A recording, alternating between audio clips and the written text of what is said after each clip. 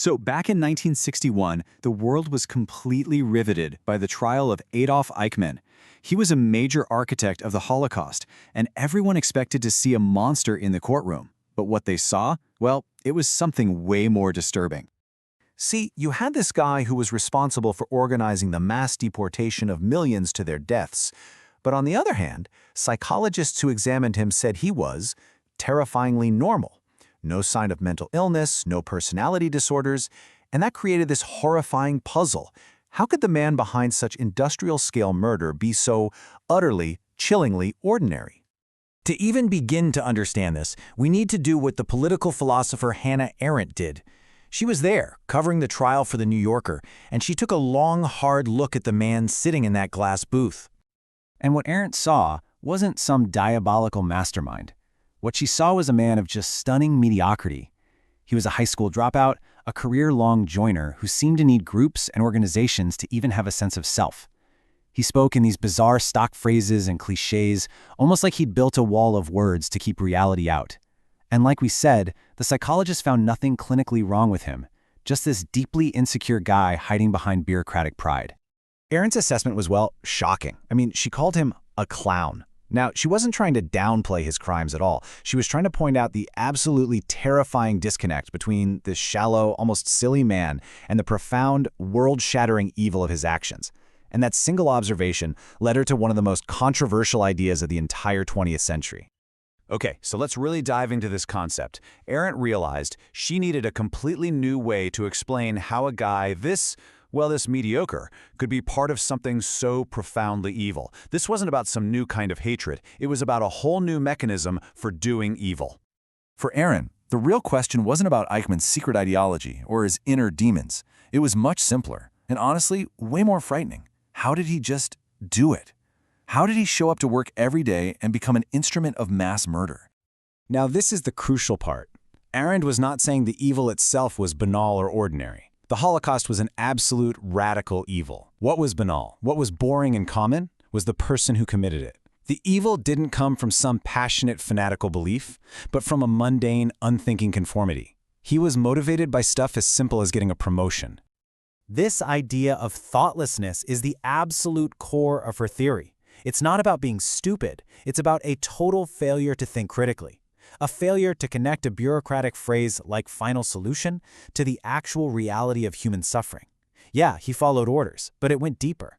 He just completely outsourced his moral choices to the system, abdicating any personal responsibility for his actions. And what's really fascinating here is that you can see Arendt's own thinking evolving. Before the trial, she wrote about what she called radical evil, this grand ideological project to make entire groups of people seem disposable or superfluous. But after actually watching Eichmann, she identified this new and way more unsettling path to atrocity. It wasn't about a radical ideology, it was about a banal lack of thinking. So, as you can probably imagine, Arendt's theory didn't exactly get a warm welcome. In fact, it ignited a massive intellectual firestorm that in a lot of ways is still burning today. The criticism was fierce and came from two main angles. First, people argued she was naive, that she'd been fooled by Eichmann's act as a simple paper pusher when he was actually a rabid anti-Semite. The second attack, which was even more controversial, was the accusation that she blamed Jewish leaders for cooperating with the Nazis. But Arendt always pushed back, saying she was simply reporting on the terrifying new reality of totalitarianism, where all the normal rules of morality completely collapse under pressure. But it is so critical to understand this. Just because Arendt analyzed his mundane motives does not mean she was excusing him, not even a little bit. Her final judgment on his actions was absolute and totally unflinching. She wasn't making an excuse, she was making a diagnosis. And her conclusion is just devastating. She argued that because Eichmann took part in a system that decided who should and who shouldn't get to live on the planet, he had forfeited his own right to be here. His thoughtlessness didn't make him innocent, it was the very thing that made his presence on Earth intolerable. So, after all this, why does this 60-year-old debate still matter so much? Because Arendt's analysis was never just about Eichmann. It was a timeless, powerful warning for all of us. Her legacy really gives us three enduring warnings. First, be wary of absolute claims of good and evil. They can shut down our ability to think for ourselves. Second, the moment we start treating any group of people as disposable or superfluous, we're on the path to radical evil. And third, and maybe the most important, the greatest evils can be committed by people who aren't trying to be evil at all. They're just acting like cogs in a machine. So the ultimate takeaway here is that the capacity for real evil isn't just for fanatics.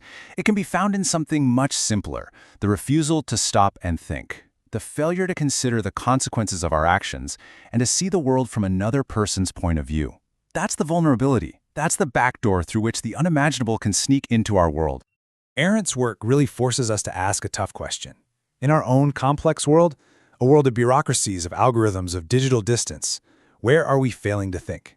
Where might our own complacency, our own thoughtlessness, be allowing harm to happen right now? That is the haunting question that the banality of evil leaves us with.